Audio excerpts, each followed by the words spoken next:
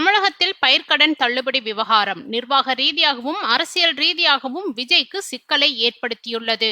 அதாவது தேர்தலுக்கு முன் அனைத்து விவசாயிகளின் பயிர்க்கடன்களும் முழுமையாக தள்ளுபடி செய்யப்படும் என்று வாக்குறுதி அளித்திருந்தார் விஜய்.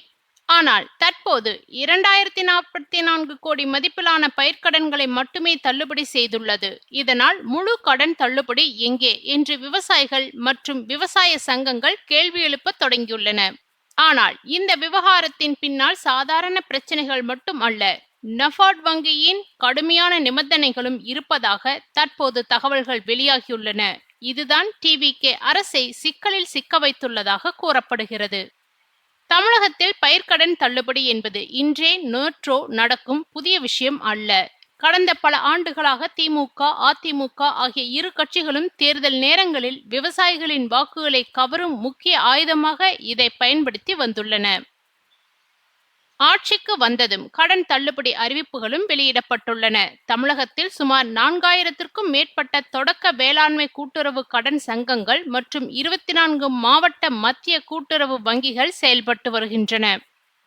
இவை மூலம் ஆண்டுதோறும் ஆயிரக்கணக்கான கோடி ரூபாய் விவசாய கடன்கள் வழங்கப்படுகின்றன. இந்த கூட்டுறவு வங்கி அமைப்புகளின் முதுகெலும்பாக இருப்பது நபார்ட் வங்கிதான். கடந்த காலத்தில் கூட்டுறவு வங்கிகள் கடுமையான நிதி நெருக்கடியில் சிக்கிய போது வாஜ்பாய் ஆட்சிக்கு பிறகு காங்கிரஸ் தலைமையிலான மத்திய அரசு வைத்தியநாதன் கமிட்டி பரிந்துரையின் அடிப்படையில் ஆயிரக்கணக்கான கோடி ரூபாய் மறுசீரமைப்பு நிதி வழங்கியது. ஆனால் அதற்காக மாநில அரசுகள் நபார்டுடன் புரிந்துணர்வு ஒப்பந்தத்தில் கையெழுத்திட வேண்டும் என்ற நிபந்தனையும் விதிக்கப்பட்டது. அந்த ஒப்பந்தத்தில் முக்கியமான விஷயம் என்றால் அரசியல் காரணங்களுக்காக கட்டுப்பாடில்லாமல் கடன் தள்ளுபடி அறிவிக்க கூடாது என்பதுதான்.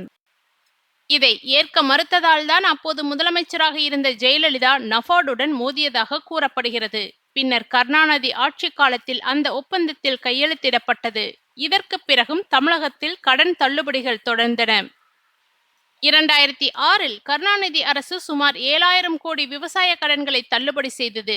பின்னர் 2016இல் ஜெயலலிதா 5318 கோடி கடன்களை தள்ளுபடி செய்தார். 2021 தேர்தலுக்கு முன் எடப்பாடி பழனிசாமி 12110 கோடி விவசாய கடன் தள்ளுபடியை அறிவித்தார்.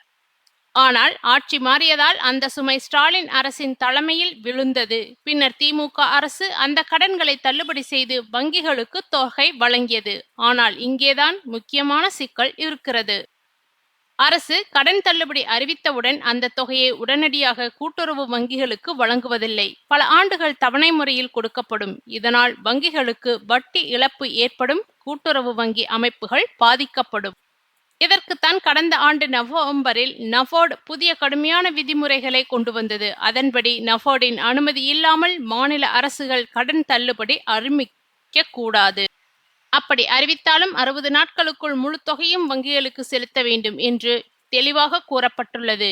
இந்த புதிய விதிமுறையால் தான் தற்போது தமிழக வெற்றி கழக அரசு முழுமையான கடன் தள்ளுபடியை அறிவிக்க தயங்குவதாக கூறப்படுகிறது.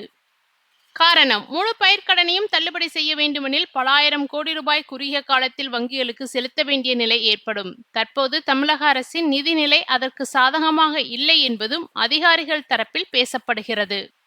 இதனால்தான் தவேக அரசு தற்போது பகுதி அளவிலான தள்ளுபடி அறிவிப்பை வெளியிட்டுள்ளதாக அரசியல் வட்டாரங்கள் கூறுகின்றன. ஆனால் தேர்தல் வாக்குறுதியில் முழு தள்ளுபடி என்று கூறிவிட்டு தற்போது பகுதி தள்ளுபடி செய்வது விவசாயிகள் மத்தியில் அதிருப்தியை உருவாக்கியுள்ளது. அதே நேரத்தில் திமுக இந்த முறை தேர்தல் அறிக்கையில் முழுமையான கடன் தள்ளுபடி வாக்குறுதியை தவிர்த்ததற்கும் இதுவே காரணம் என கூறப்படுகிறது. நபார்டின் புதிய விதிமுறைகள் குறித்து முன்கூட்டியே தெரிந்திருந்தால் நான் திமுக எச்சரிக்கையாக நடந்து கொண்டதாக அரசியல் பார்வையாளர்கள் கூறுகின்றனர்.